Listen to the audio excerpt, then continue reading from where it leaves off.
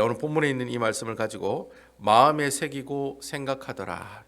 마음에 새기고 생각하더라라는 제목으로 하나님의 말씀을 증거하도록 하겠습니다. 여러분, 우리가 누가복음에 있는 말씀 우리 수요일부터 시작이 되었는데요. 제가 누가복음 1장을 보니까 여러분 누가복음 1장이 총 몇 절로 돼 있었습니까? 총 80절로 돼 있었습니다. 아마 사복음서 중에 아마 한 장에 이렇게 많은 절이 나와 있는 곳이 아마 없을 거예요. 그 정도로 누가복음 1장에는 1장이 거의 80절로 기록되어 있는데, 그 누가복음 1장에는 주로 이제 세례 요한이 앞으로 잉태될 것이다. 그리고 또 세례 요한이 탄생하는 이야기가 나오고, 그리고 또 아버지인 사가랴와 엘리사벳에 관한 그 이야기들, 사가랴가 그 세례 요한이 태어나겠다는 이야기를 듣고 난 반응들, 그리고 세례 요한이 태어나고 난 다음에 반응들, 그런 내용들이 나와 있었습니다. 그리고 또 예수님께서 앞으로 마리아를 통해 하나님께서 그 하나님의 귀한 아들을 보내실 거라고 하는 그런 잉태하겠다라고 하는 그런 이야기도 나오고 있고요. 그리고 또 그러한 이야기를 들은 마리아의 반응에 대해서 우리가 살펴볼 수가 있었습니다. 그래서 이제 사가랴가 나중에 세례 요한이 태어난 모습을 보고 하나님께 찬양 드리는 모습으로 누가복음 1장의 말씀이 마치고 있는 것을 우리가 볼 수가 있었죠. 누가가 이렇게 예수님이 탄생하기 전에 이야기를 이렇게 자세히 기록하는 목적이 뭘까요, 여러분? 물론 누가가 이제 직업이 의사라고 하는 그런 어떤 직업병 때문에 예수님이 태어나기 전의 내용을 아주 상세하게 기록할 수도 있을 것 같아요. 하지만 제가 그때 수요일 날에 말씀드릴 때 이렇게 누가가 이 글을 이렇게 상세하게 기록한 이유가 뭘까? 그 이유는 한 가지라는 거죠. 그 당시 누가복음을 읽는 사람들이 주로 누구였다고 말씀을 드렸습니까? 바로 이방인들이 이 복음서를 읽는다고 얘기했죠.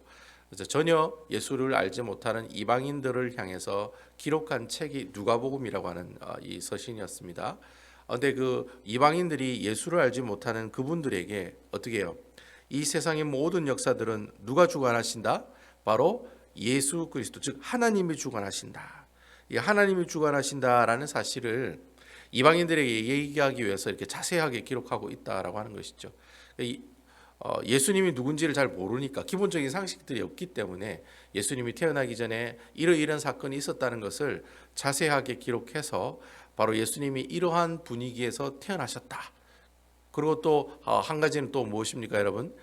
누가가 이 누가복음을 기록하면서 바로 우리가 지금 만나는 이 예수님은 즉 구원자 되시는 분이시다. 바로 이분이 우리를 어떻게 하시는 분이다?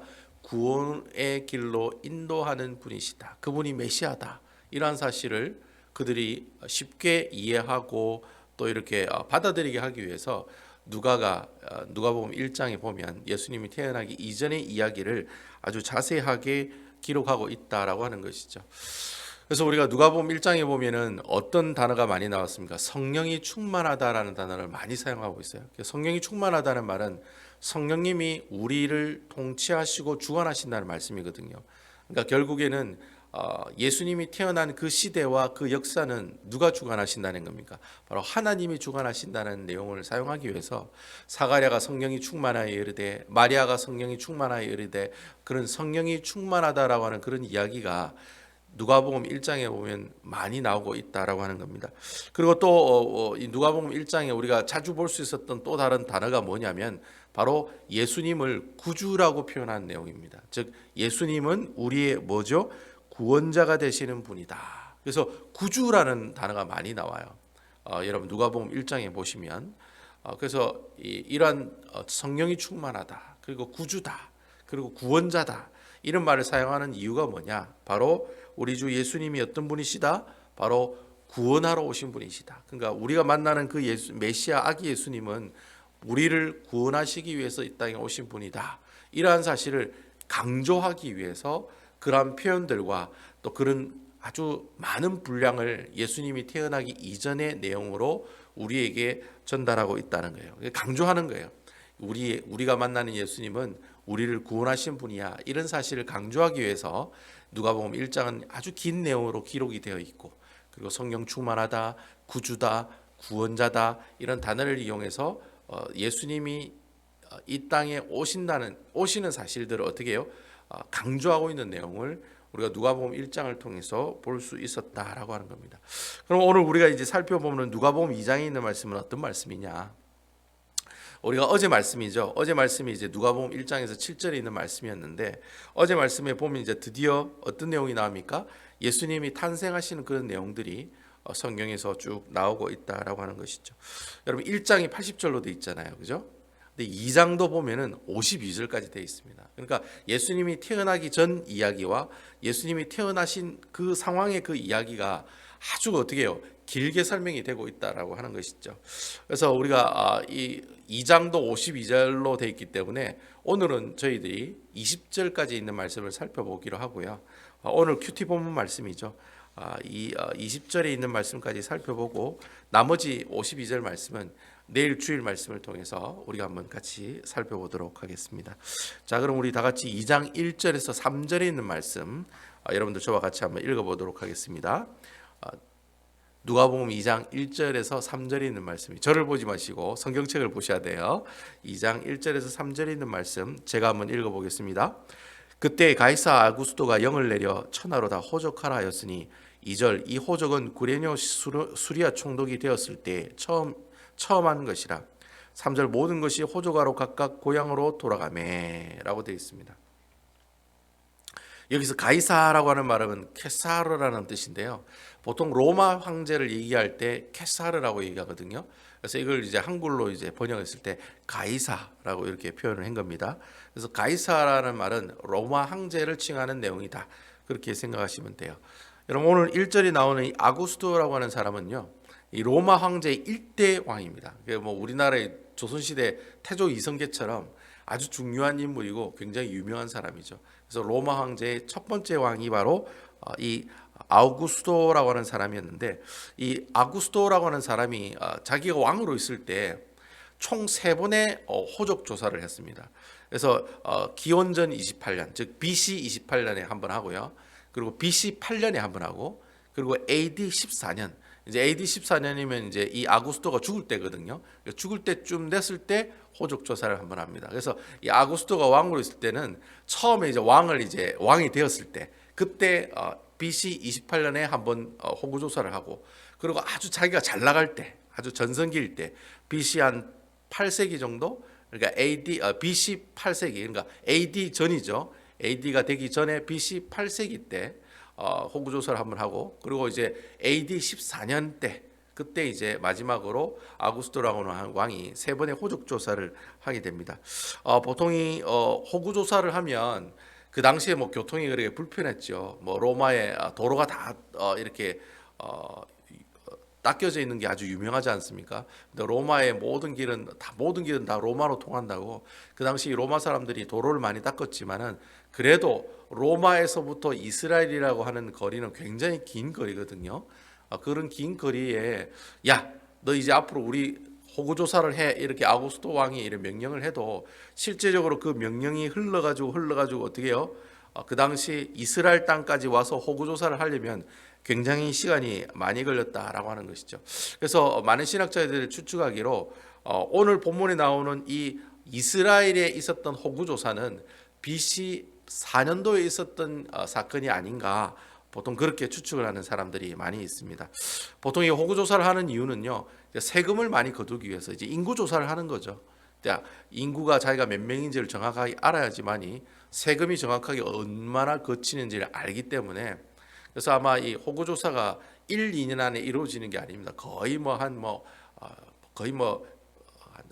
5년 이상, 거의 10년까지 아주 긴 내용 동안에 호구 조사를 이렇게 하게 되거든요. 이 호구 조사가 이렇게 성경에 나오는 이 모습들이 왜 이 성경에 나오는 내용이랑 중요하게 이렇게 취급을 하느냐면, 보통 이 아구스토의 호구 조사했던 그 기간이 예수님이 태어난 그 기간과 서로 어떻게 해요? 서로 이렇게 맞물려 있기 때문에, 서로 이렇게 겹치기 때문에 아구스토가 언제 호구 조사를 했는지를 정확하게 알면 예수님이 태어난 시기를 정확하게 알 수 있게 된다라고 하는 것이죠. 보통 여러분, 우리가 보통 사람들이 알고 있기를 예수님이 언제 태어났다고 얘기합니까? AD 1년에 태어났다고 얘기를 많이 합니다. 그래서 여러분 BC와 AC 그 지점에 누가 태어나요? 예수님이 태어났다라고 얘기하는 사람들이 많이 있습니다. 근데 실질적으로 이렇게 예수님이 태어난 그 시기를 조사를 해보면 성경에 보면 여러분 그 동방박사가 헤롯 대왕을 만나잖아요. 이스라엘을 통치하는 헤롯 대왕을 만나는데 그 헤롯 대왕이 죽었을 때 예수님이 태어나요. 여러분 그 성경에 보시면 동방박사에 관한 이야기 보시면 헤롯 대왕이 나중에 죽을 때쯤 되면 어떻게 해요? 예수님이 태어난 시기가 되거든요. 근데 헤롯 대왕은 정확하게 역사적으로 보면 BC 4세기 때 죽었다라고 그 역사적인 기록물에 기록을 하고 있어요. 그러면 결국에는 예수님은 AD 1년에 태어나신 게 아니라 BC 4세기 때, 그러니까 기원전 4세기 때 태어났다라는 말이 정확하다는 거죠. 그래서 아마 그 지금 아구스토의 호구조사도 사실은 BC 8세기에 호구조사가 일어났다고 했잖아요. 근데 그 BC 8세기 때에 물론 호구조사가 시작됐지만 그게 이스라엘까지 호구조사로 흘러간 것은 BC 몇 년도 4년이 지난 BC 4세기경에 이스라엘 땅에도 아구스토 왕이 명령한 그 호구조사의 내용이 시행이 되었다라는 거죠. 그러니까 왕이 이야기하고 4년이 지난 다음에 어떻게 해요? 이스라엘 땅에 호구조사가 이루어졌다라는 겁니다. 그러면 이제 그러한 사실들 가지고 종합해 볼 때 예수님이 태어난 시기는 AD 1년이 아니라 언제라고요? BC 4세기, 즉 기원전 4세기 때 예수님이 태어나셨다. 그렇게 우리가 볼 수가 있다라는 것이죠. 그래서 보통 우리가 예수님이 AD 33년에 돌아가셨다 이렇게 알고 있는데 만약에 BC 4세기 때 예수님이 태어나시면 예수님이 돌아가신 연대도 AD 한 30년으로 이렇게 줄어들겠죠.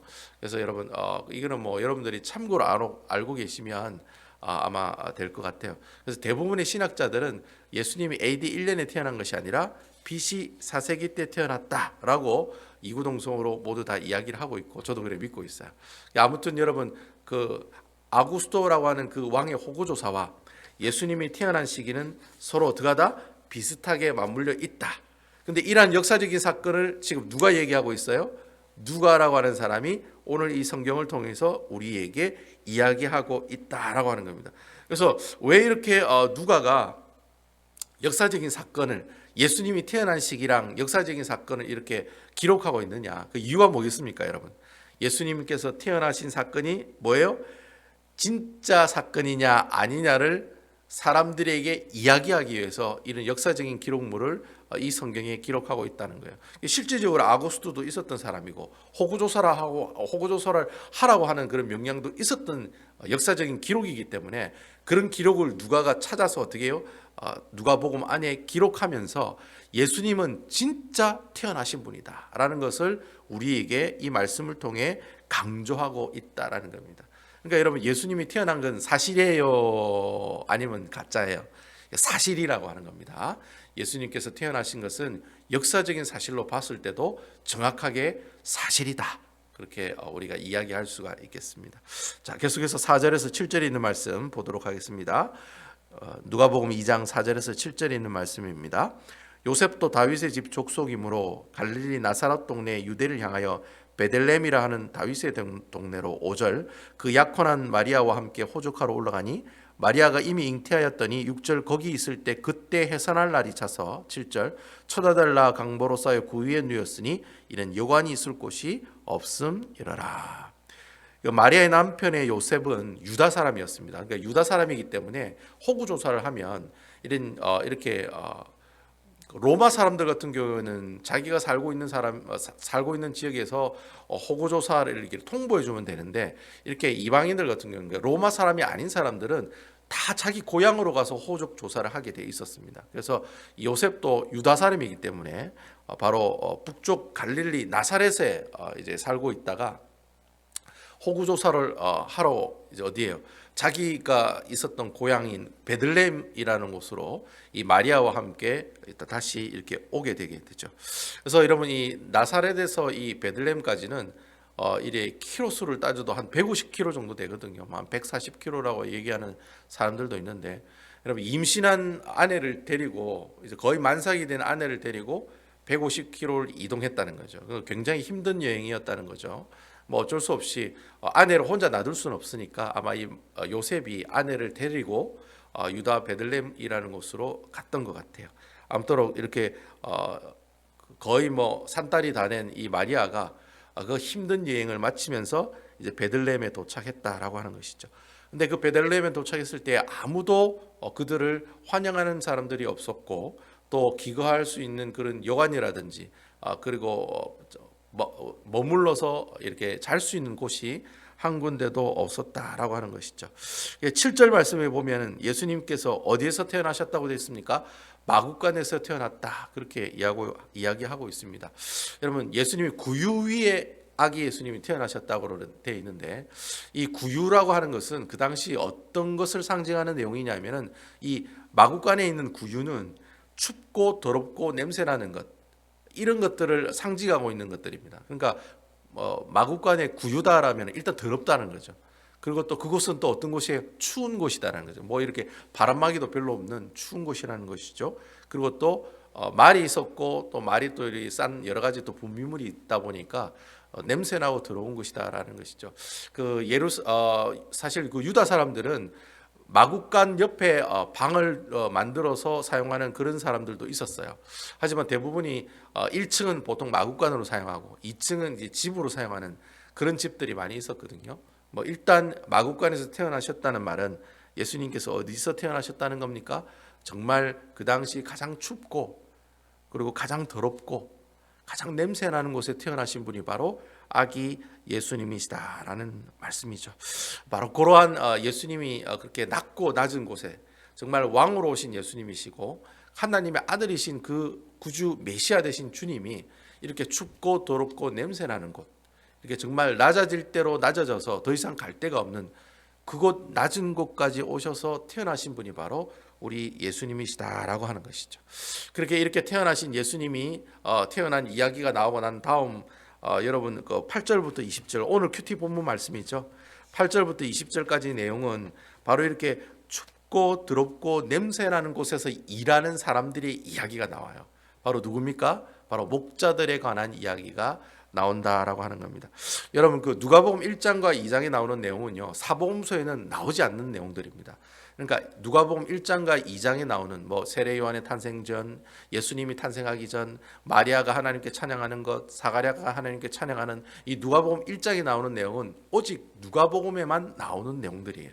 그리고 여러분 2장에 보시면 이제 예수님이 탄생하시고, 예수님이 탄생하고 난 다음에 누가 가장 먼저 그 소식을 접합니까? 바로 광야에서 춥고 더럽고 냄새나는 곳에서 일하는 바로 목자들에 관한 이야기가 누가복음 2장에 있는 말씀들을 통해서 우리에게 이야기하고 있다라고 하는 것이죠.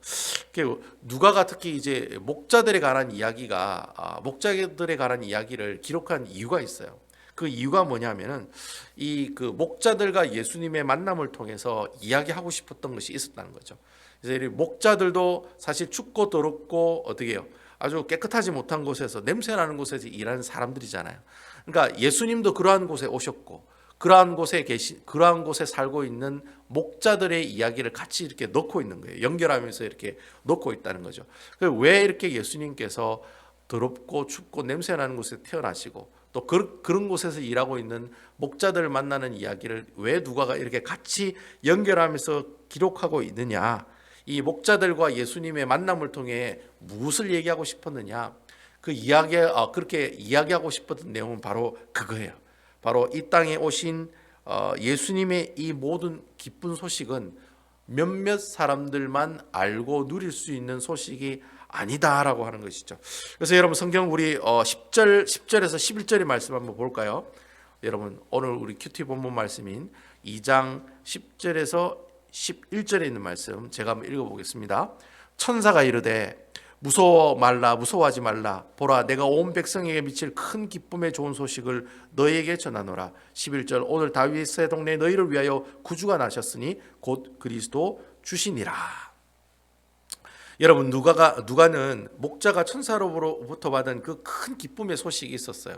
그러니까 예수님이 태어났을 때 광야에서 일하는 목자들에게 그 기쁜 소식을 가장 먼저 천사들을 통해서 그 기쁜 소식을 알게 되었어요. 이 땅에 베들레헴이라는 곳에 바로 아기 예수님 즉 메시아가 태어났다는 이 소식을 어떻게 해요? 이 목자들에게 전했는데 이 목자들이 전한 이 기쁜 소식이 결국에는 누구에게 알려져야 할 소식이라는 겁니까? 목자들만 알고 있는 소식이 아니라 정말 춥고 더럽고 냄새나는 곳에서 일하는 사람들만 이 기쁜 예수님의 탄생 소식을 알고 있는 것이 아니라 누구에게 이 소식이 알려지기를 원합니까? 여러분 10절에 있는 말씀처럼 온 백성에게 미칠 큰 기쁨이 되기를 하나님께서 원하셨다라는 거예요. 그러니까 누가가 예수님과 목자를 만나게 한 것은 목자가 예수님을 만난 그 기쁨이 목자들만의 기쁨이 아니라 누구의 기쁨이라는 거예요.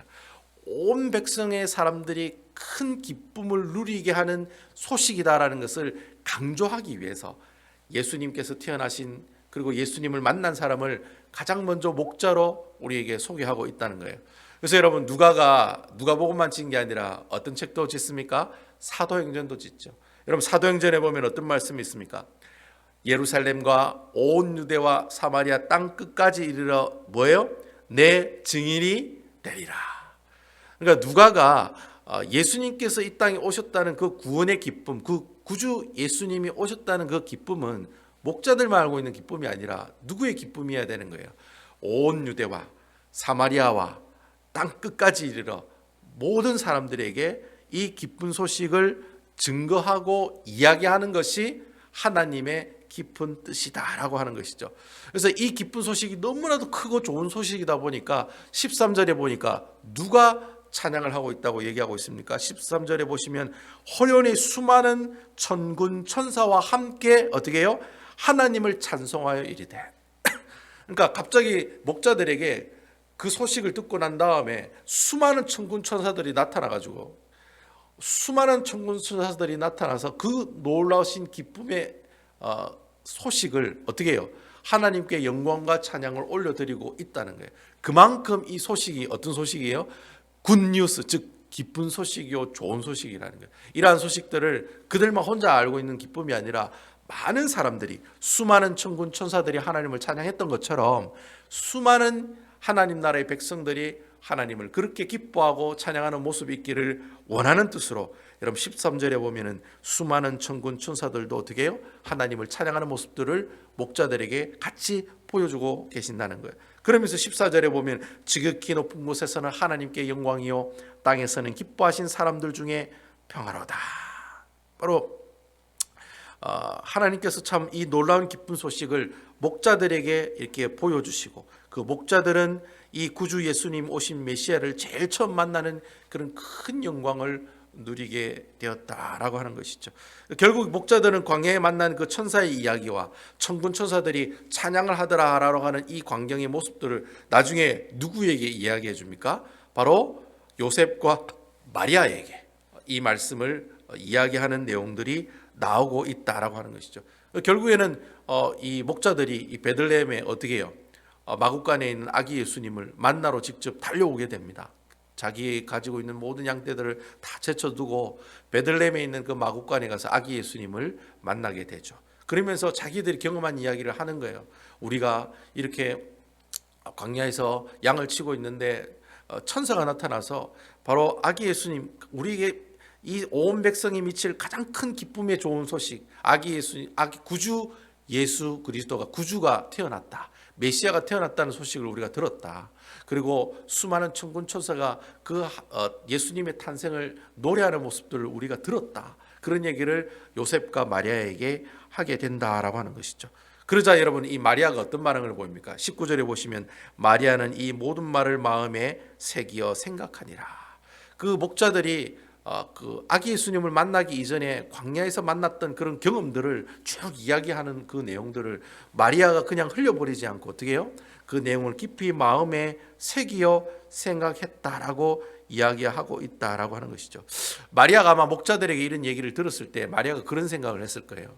사실 마리아가 아기 예수님을 가지기 전에 천사가 나타나서 어떻게 해요? 그에게 아기 예수님을 잉태할 거라고 이야기했던 그런 이야기도 있었고, 그리고 또 자기가 자기가 잉태했을 때 누구를 만났습니까? 세례 요한의 어머니인 엘리사벳을 만나서 엘리사벳도 동일하게 하나님의 크신 능력으로 아이를 잉태했다는 그 이야기를 이 마리아에게 하는 이야기를 또 듣게 되잖아요. 그리고 또 오늘 무엇을 듣게 됩니까? 이 천군 천사 광야에서 목자들이 천사를 만나고 또 천군 천사가 하나님을 높이 찬양하고 영광을 돌리는 모습들을 본 그 사실들을 어떻게 해요? 이래 마리아가 이제 듣게 되는 거예요. 자, 그러면 이러한 일련의 사건들을 쭉 이렇게 마리아가 마음에 두고 있었을 때 마리아는 어떤 생각을 했을까요? 아, 내가 지금 낳은 아기가 어떤 아기다? 구약 성경에 이미 예언하고 있는 메시아다. 바로 구주 예수님이시다라고 하는 사실을 점점 어떻게 해요? 깨달아가는 그런 모습들을 경험하게 되었다라고 하는 것이죠. 여러분, 우리가 신앙생활을 하는 것도 저는 마찬가지라고 생각해요. 우리가 마리아가 지금 하나님 하시는 일을 그 마음에 기록했다는 말의 의미는 저는 그렇게 생각해요. 마리아가 자신의 주위에 일어나는 모든 일들이 단순히 그냥 일어나는 일이 아니라고 자기는 생각한 거예요. 내가 지금 살아가는 이 모든 만나는 사람들, 만나는 사건들, 일어나는 일들이 다 누가 주관하신다는 겁니까? 여호와 하나님이 주관하신다는 겁니다. 여러분, 이 사실 믿으십니까? 그러니까 마리아도 그래 생각한 거예요. 아, 내가 지금 어떤 아기를 잉태했는데 이 잉태한 것도 하나님께서 하신 일이고, 또 이래 아기를 낳았는데 그 아기가 낳았다는 사실에 대해서 목자들이 와서 또 그런 간증을 이야기하는 내용을 들으면서 아, 내가 지금 낳은 이 아기가 단순한 아기가 아니구나. 바로 정말 하나님께서 성령을 통해서 잉태케 하신 바로 메시아구나라는 사실을 알아갔던 것처럼 내 주위에 일어나는 모든 일들은 다 누가 주관하신다는 겁니까? 여호와 하나님께서 주관하신다는 거예요. 여러분, 이 말을 우리가 좀 유식한 말로 성령이 충만하다라는 말로 표현할 수가 있다는 거예요. 내가 성령 충만한 삶을 살아가고 있다는 말이 무슨 말이에요? 내가 살아가는 모든 삶이 누가 주관하신다는 거예요? 여호와 하나님이 주관하신다는 사실을 내가 알고 있습니다. 이 상태를 두고 우리가 성령 충만하다라고 우리가 표현을 한다라고 하는 것입니다. 결국 여러분, 내 주위에 일어나는 일들, 내가 누구와 다투게 되고 누가 뭐 이렇게 분쟁하게 되고 또 누구한테 상처도 받고 또 어떤 좋은 일이 일어나고 나쁜 일이 일어나는 이 모든 일들은 결국에는 내가 복이 없고 팔자가 사나워서 그런 일들이 생기는 것이 아니라 어떤 거예요? 다 누가 주관하시는 거예요? 여호와 하나님께서 주관하신다고 하는 사실들입니다. 여러분, 아멘이시지요? 결국 여러분, 이렇게 마리아가 하나님의 뜻들을 조금씩 어떻게 해요? 캐치하고 알아가는 그런 모습들을 우리에게 보여주고 있다라고 하는 거예요. 오늘 이 말씀 이후로 뒤에 나오는 내용들도 보면은 또 이 내용이 또 나와요. 마리아가 그 말을 마음에 새겨 듣더라. 이런 구절이 나중에 여러분 내일 주일날 설교 말씀에 보면 동일하게 이 말씀이 한 번 더 나오는 것을 우리가 볼 수가 있습니다.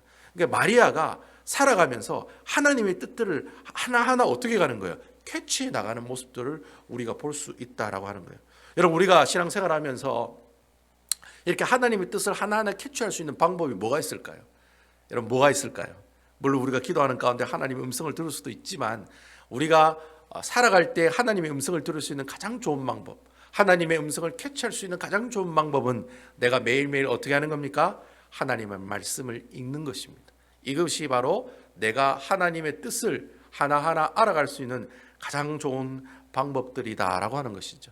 우리가 계속해서 맥체인 성경 읽기표를 통해서 오늘은 아마 저희 창세기 8장, 에스라 8장, 아마 마태복음 8장, 그리고 사도행전 8장을 아마 이렇게 4장을 읽게 될 건데, 여러분, 우리가 이렇게 정기적으로 말씀을 계속해서 읽고 또 이렇게 누가복음을 묵상하고 있잖아요. 이렇게 하나님의 말씀을 가까이 해야지만이 우리가 무엇을 깨달을 수가 있습니까? 하나님의 뜻, 하나님의 말씀, 하나님의 그 생각들을 캐치해 나갈 수 있게 된다라고 하는 거예요.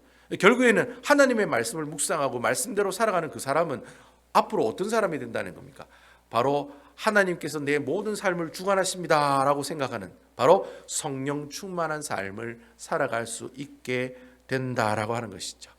저는 오늘 여러분들이 오늘 이 마리아가 점점점 자기가 낳은 이 아기가 아기 예수님이 바로 구주 예수님, 즉 메시아라고 하는 사실을 하나님께서 주시는 이런 여러 가지 어떤 사건들을 통해서 하나님께서 알고 깨닫게 해주시는 것처럼, 여러분 오늘 하루를 살아가실 때 오늘 우리가 묵상한 이 말씀, 여러분 하루에 4장씩 읽는 그 말씀을 통해 하나님 오늘 이렇게 살라고 하시는구나, 오늘 하나님께서 나에게 이런 기도를 원하시는구나, 하나님께서 나에게 이런 회개를 원하시는구나, 오늘 하나님께서 나에게 이런 행동들을 원하시는구나 라는 그런 하나님께 한 음성들을 매일매일 이 말씀을 읽음으로 해서, 말씀을 묵상함을 통해서 마리아처럼 그의 마음에 하나님께서 주신 그 음성들 하나하나 새겨 나가시는 아름다운 우리 베다니 교회 성도 여러분들 다 되시기를 주님의 이름으로 축원드리겠습니다.